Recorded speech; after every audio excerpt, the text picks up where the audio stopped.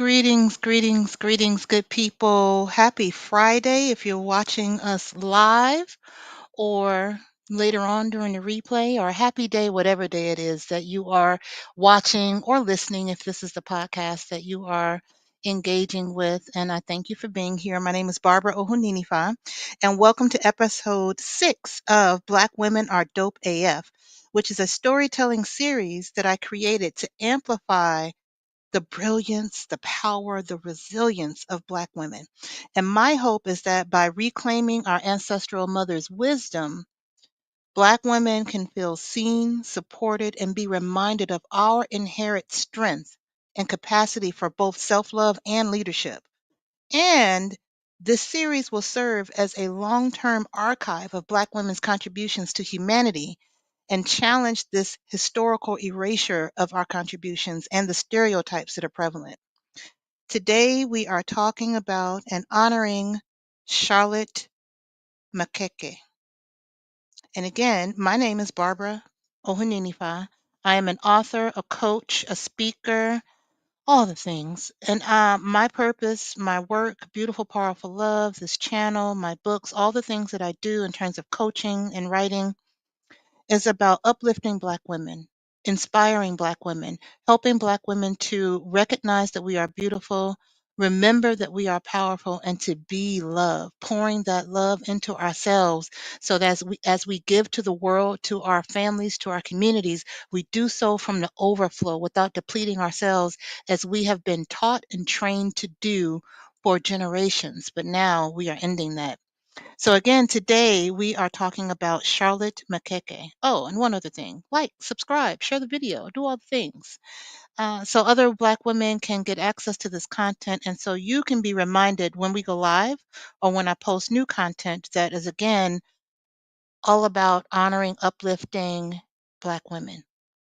So Charlotte Maxeke was a South African woman, and I think one of the reasons why I chose to honor her is that today in 2025 we have a white South African billionaire, the quote unquote richest man on the planet, according to how capitalism defines rich.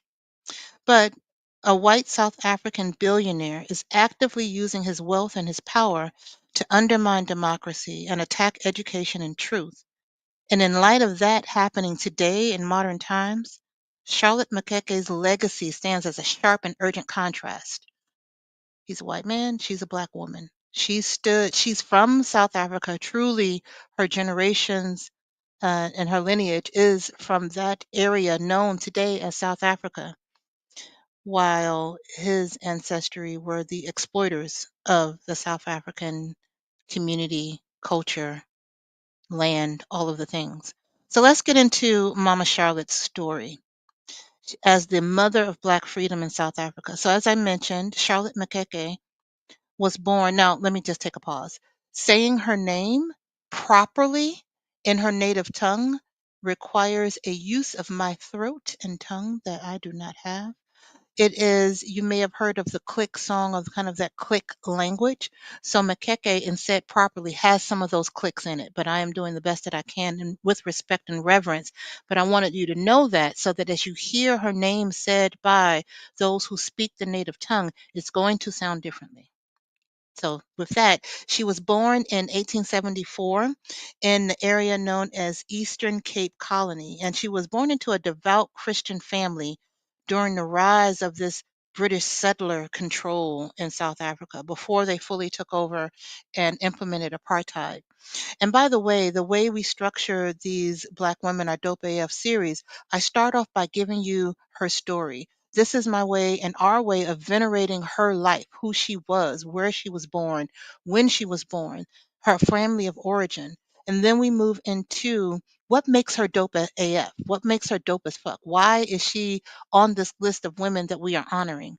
And then the third component is extracting, surfacing, realizing the wisdom that her work, her legacy, and her life has to offer to us as Black women in modern times, and how we can apply that wisdom to our lives. So stick with me to the end because that's where you can really tap into the wisdom that this ancestral mother has for us and understand ways that you can apply it in your life. So again, she was born in 1874, South Africa, devout Christian family, and they deeply valued education and public service. And again, this was a time before the full on apartheid, but colonial Christian missions were able to coexist with the traditional practices of the time. But it was a time and a space, particularly in Eastern Cape Colony, where she was born, of some cultural tensions. Now, she became the first Black South African woman to graduate with a university degree. She received her bachelor's from Wilberforce University in Ohio in 1903. So obviously, she traveled to the U.S. with the African Jubilee Choir, and she remained behind when the group disbanded. And she was supported by African American Methodists and Pan African educators to stay behind, where she studied science, philosophy, and sociology at Wilberforce. Again, well, not again, as you may not have known this, Wilberforce is a historically Black college that is funded or was funded by the African Methodist Episcopal, the AME Church. Y'all, it's Friday. Words get twisted. If you have been following me for a while, you know when I'm tired, the words do not come out.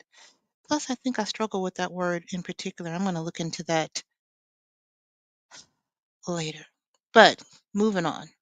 But she was deeply influenced by Booker T. Washington, W.E.B. Du Bois, and again, all of these early Pan African movements and leaders that supported her in her time in the U.S.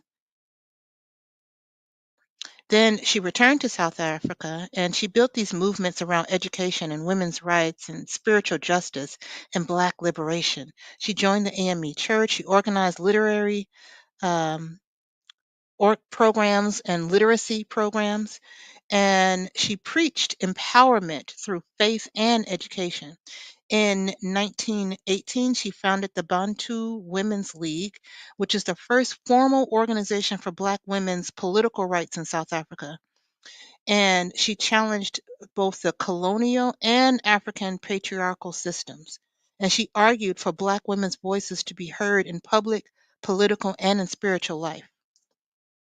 Her leadership mattered so much then, and it continues to matter because she laid the foundation for gendered resistance within South Africa's liberation struggle long before apartheid was formally declared. Her work and her activism predated and inspired people like Winnie Mandela, and she proved that faith and feminism, education and politics could all coexist and work together in service of African freedom. So that's a little bit about her story and who she was and where she came from. I encourage you to go further, dig deeper. If something about her story, something about her legacy, or just the fact that this is a Black woman who did incredible things and used her knowledge, her wisdom, and her power to help and uplift her people, in stark contrast to what we're seeing today by that white South African billionaire, dig deeper into her history, dig deeper into her story to understand her origin and how she came to, as an ordinary person, to do these extraordinary things. So moving on to why she's dope. Why is she dope AF? Why is she dope as fuck? Mama Charlotte Maxeke's radical legacy. So first of all, first reason why she's dope, she was the first Black South African woman to publicly challenge colonial injustice with both her voice and her education. She gave public speeches denouncing British segregation, the land theft, and gender exclusion. And she was one of the first recorded African women to testify before a committee and to testify before a colonial commission, actually, not committee, commission. And she demanded justice for Black communities. So again, she used her voice and her education to speak up and to stand out and to stand on business.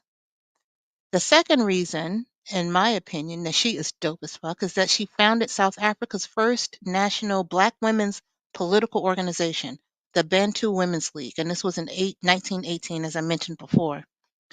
And this organization led campaigns against past laws which restricted Black movement and autonomy.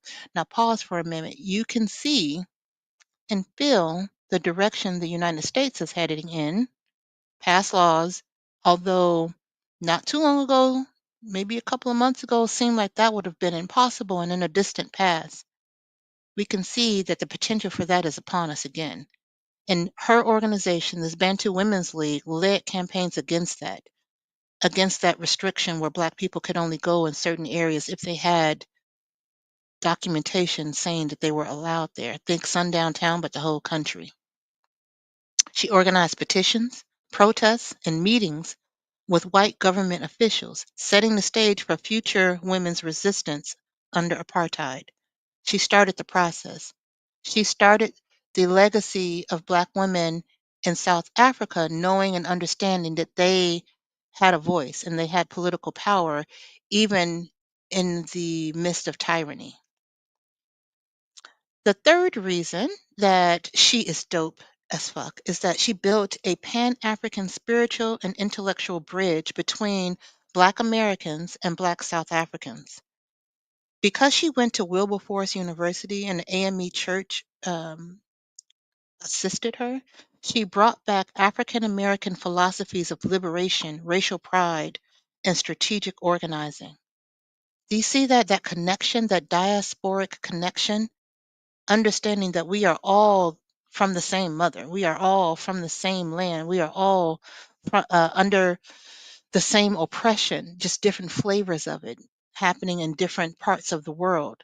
But she brought back that wisdom, she brought back those philosophies of liberation, and she taught there in South Africa that Black identity was sacred across continents, that South Africans were part of a global Black struggle. And that is such an important piece of understanding for us now to look at what we're experiencing and what we potentially will experience as things go further, and understanding that our oppression is not alone. Now, many people have seen and understood that in looking at what is happening on the Gaza Strip. We need to go further in understanding that our oppression is not just a single area or a single group of people's experience, that it is global. And she started those seeds, she started that process and that connection as early as 1918 or even the late 1800s. And the fourth reason that I think she is just dope as fuck is that she redefined the role of African church as a site of liberation, not colonial obedience.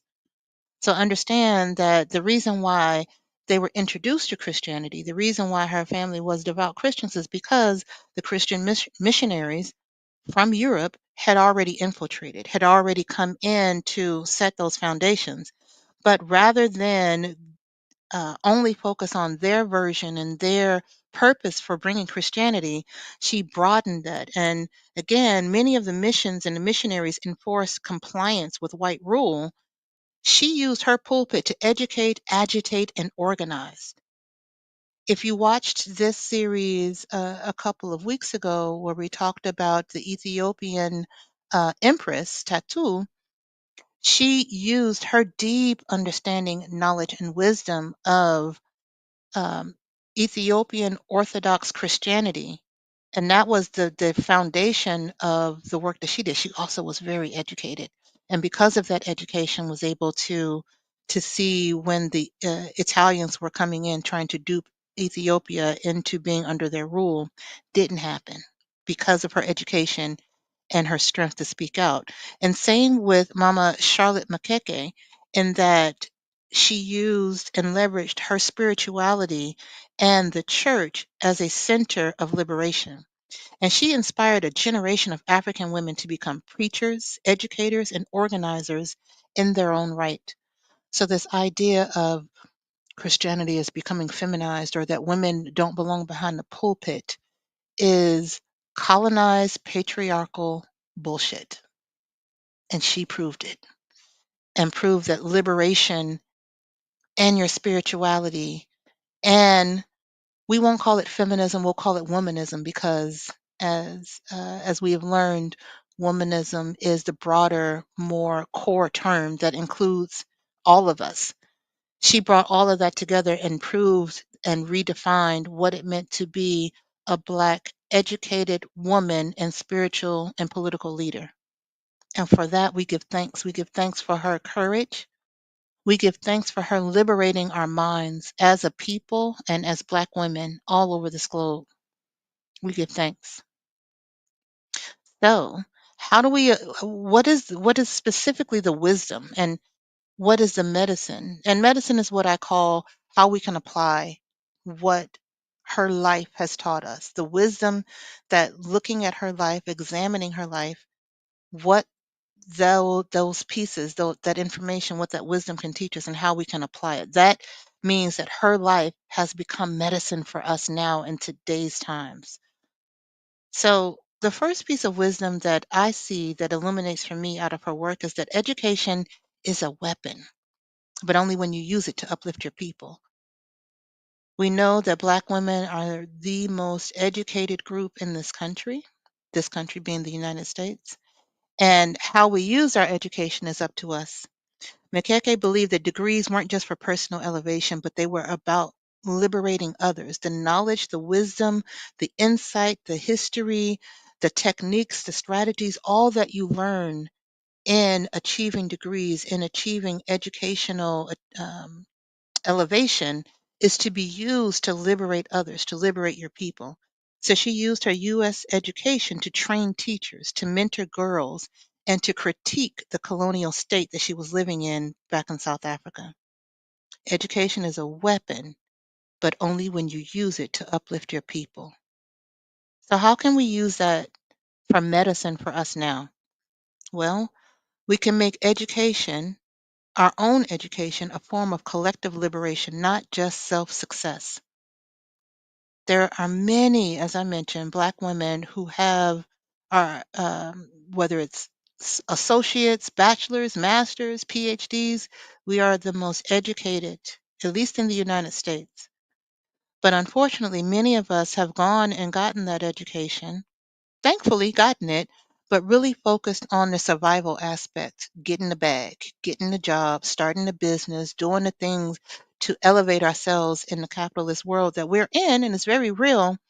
But oftentimes we have forgotten, and I say this generally, about the concept of liberating our people, or either it was just never part of the strategy to begin with.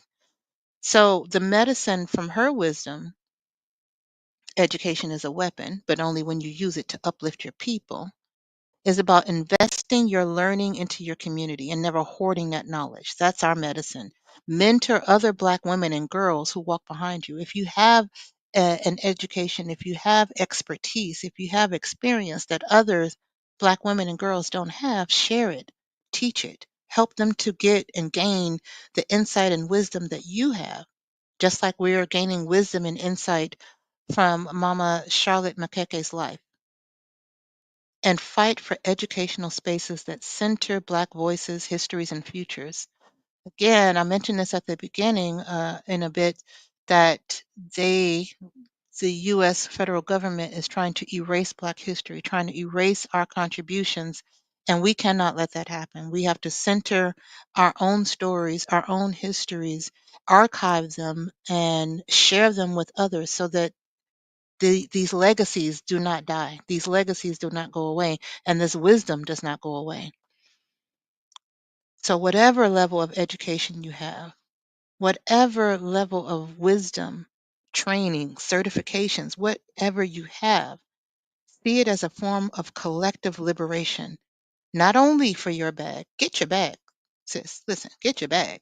Take care of yourself, take care of your family, but think about how you can use what you know and what wisdom and education you have to uplift our people.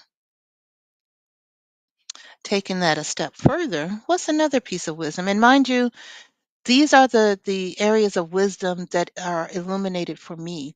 As you dive into her life, Mama Charlotte Maxeke's life, and understand who she was, and maybe uncover some other facts that I didn't even mention or uncover, you may have your own personal wisdom whispers by looking at her life. These are just mine to get you started. Go deeper on your own. So, the next piece of wisdom that I see is that you cannot free your people if you silence your women. Ooh, This has been repeated. This little nugget has been repeated throughout all of the series that I did in February in Black History Month for ancestral activation for Black liberation. There were so many stories of so many ancestors that showed when Black women and Black men come together and Black women's voices are not suppressed, we achieve so much more and it's lasting. You cannot free your people if you silence your women. Mama Charlotte Maxeke argued that Black women's voices in political discourse was necessary, also in spiritual leadership and decision making, but long before it was acceptable. She was arguing and supporting for this before it was even acceptable, meaning the patriarchal viewpoints of suppressing Black women and women in general was prevalent at that time. So she was speaking up against it, and no one else was speaking up against it. She believed that patriarchy, whether it was white or African, had no place in a free society. Amen, sister. No place. We cannot be free if women are oppressed. And look at what is happening in the world. Women, all women, the policies, the actions being taken, all of this is seeking to oppress women. And we can't be a free society. We can't be a thriving society. Humanity cannot exist and cannot last with women being oppressed in the way that we have been and in the way that they're amping up to try to do even more.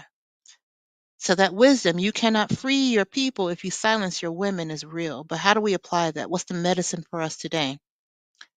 Center Black women's voices, or nothing will change. You don't even have to look that far to see the example of that. Many of the 92% who voted in the right way in the 2024 U.S. presidential elections, how many of those Black women were screaming from the rooftops of what was to come, of what Project 2025 was?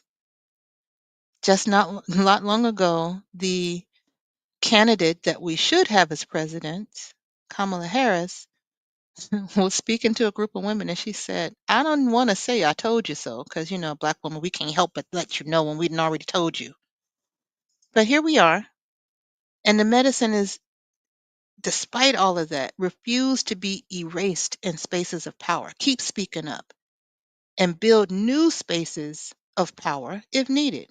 And we know that they're needed, so build new spaces of power. Now, that does not mean go out at all the protests and all the things now that the rest of the country, bit by bit, is waking up. Still, sip your tea, have your brunch, do your thing. But there is still work to be done within our own families and communities and within our own selves so that we're ready. And speak up in ways that you can while preserving your own well being. And support organizations that center Black women's leadership, whether it's in policy, activism, or spiritual life. And uplift women whose labor goes unseen. Name them, platform them, and yes, pay them.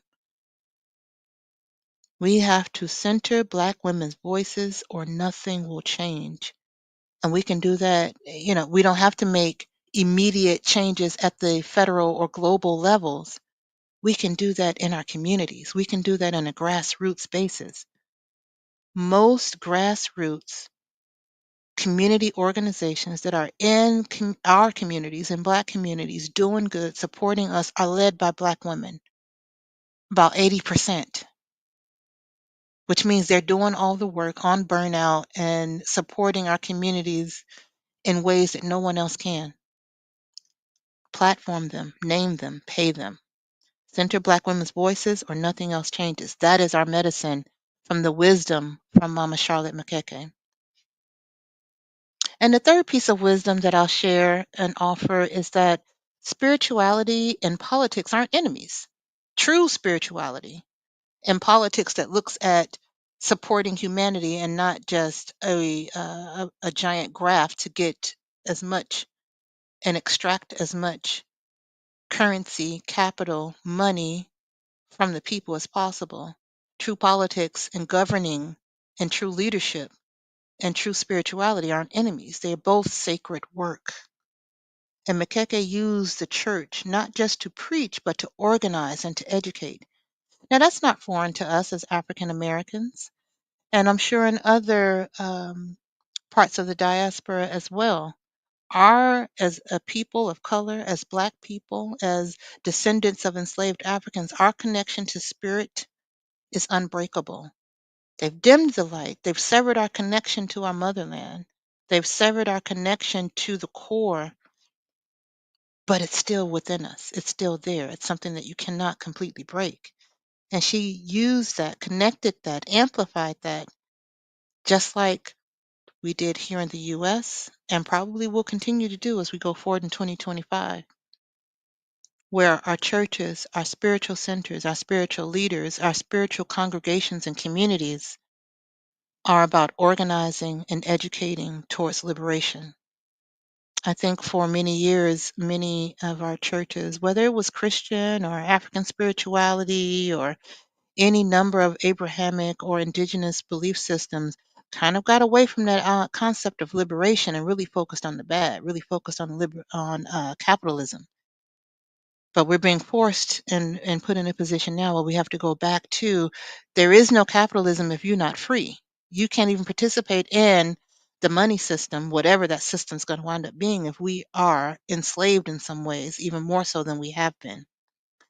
Mama Makeke believed that Black people's faith traditions held radical power when reclaimed and reinterpreted. That's what they're trying to keep us from. A Black people that are a spiritual people, that are a community based people, are unstoppable. So, all of these things that they've been doing over the last several hundred years are to sever that power, to take us away from that. So, our medicine from the wisdom of spirituality and politics are not enemies. They are both sacred work. Our medicine today is to let your spirit lead your strategy. I'm going to take a deep breath on that one,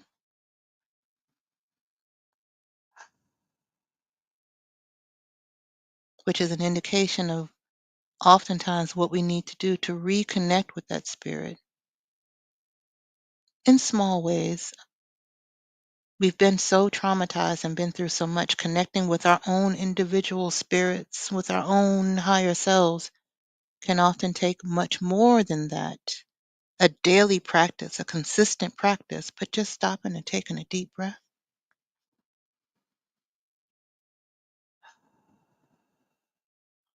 is the first step to reclaim your spiritual practices as part of your liberation, not outside of it. They're one and the same. And create a sacred spaces where Black spiritual traditions are honored and politically aware. And let your belief system fuel your organizing, not silence it.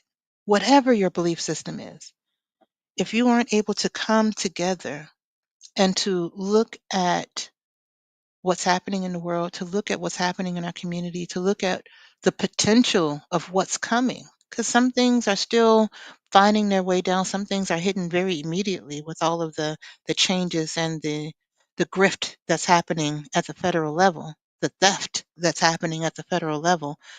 Some things it's going to take a little bit for us to fully hit it. So those who are, oh, this isn't affecting me, eventually it will because they leave no stones unturned. They are looking to get blood from a turnip. So our way to navigate, our way to understand what to do, when to do it, when to move, and how to move, both collectively and individually, has to be spirit led. And again, it doesn't matter what your belief system is, as long as your belief system is not telling you to be complacent, as long as your belief system is not telling you somehow that humanity has to all burn and we become purified and begin again by letting these very anti humanity billionaires take over everything and we just be complacent. If that is what your spiritual tradition is telling you, I don't know what to tell you. But others who your divine guidance is telling you that God is about love. God is about taking care of everyone. God is about this planet thriving and expanding in beautiful ways. And in order for us to do that, there's some darkness that needs to be dealt with, but we can't deal with it with the same darkness. I know people say energy meet energy. Sometimes, to some extent, necessary. We talked about Robert F. Williams during the ancestral activation for Black liberation. He was all about self-defense. So when the Ku Klux Klan came to attack the non-violent leaders who were doing their work, whether it was registering people to vote or heck, handing out food to people, when the Ku Klux Klan would come to shoot up their house, Robert F. Williams and the other retired or the other veterans, the Black veterans, stood their ground and returned fire. So the Ku Klux Klan did less and less of that in the area that he was in. So in that scenario, meeting a little fire with fire did what it needed to do. But ultimately, even that, he was led by spirit. The uprisings, both here in the US and in Haiti or in Jamaica, were all led by people who had gotten messages from spirit that said that this is not who you are and how things are supposed to be. So they all fought with the idea of being on a divine mission, a spiritual assignment. But you can only know what your part in the spiritual assignment is, whatever that assignment is, you can only know it by connecting in with your spirit and letting that fuel what you do and how you move and who you connect with. So again, Mama Charlotte Maxeke was our mind liberator. And we give thanks for her. We give thanks for her courage to travel all the way to a different continent, to study, to learn, to soak in all of the knowledge that she could amongst Black Americans at Wilberforce, and taking that knowledge and wisdom and education back to her people in South Africa and using it not to just uplift herself and her family financially or in terms of status, but she used it to support women and women's education and to rebuke all of the, at that time, the beginnings of what the British were doing as they integrated her home country. We give thanks for her work. We give thanks for her sacrifice. We give thanks for her inspiration. Take a deep breath.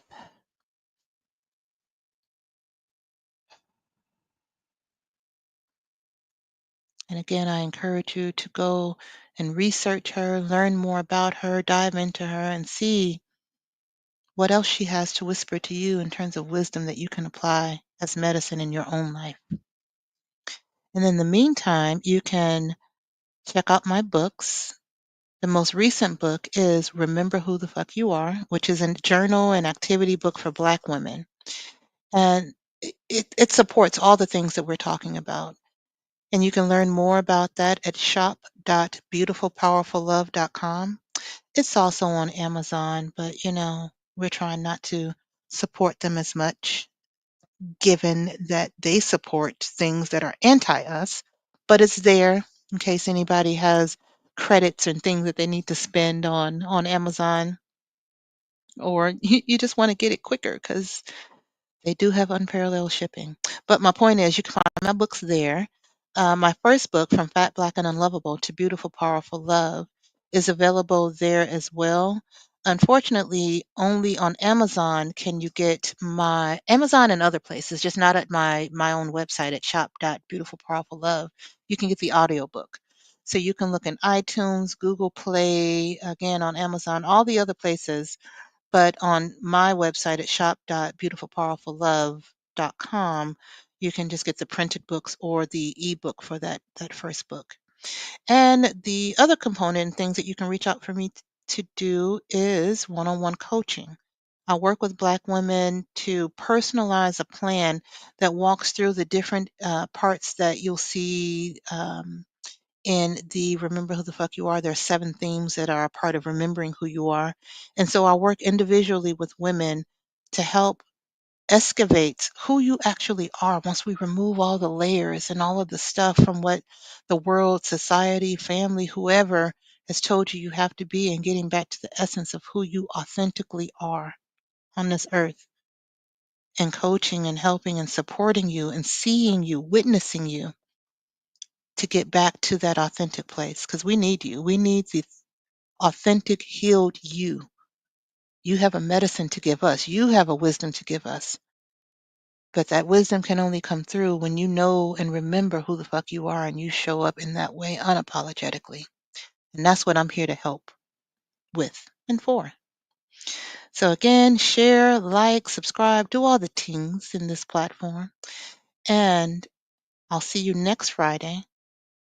And in the meantime, as always, take good care of you. Bye for now.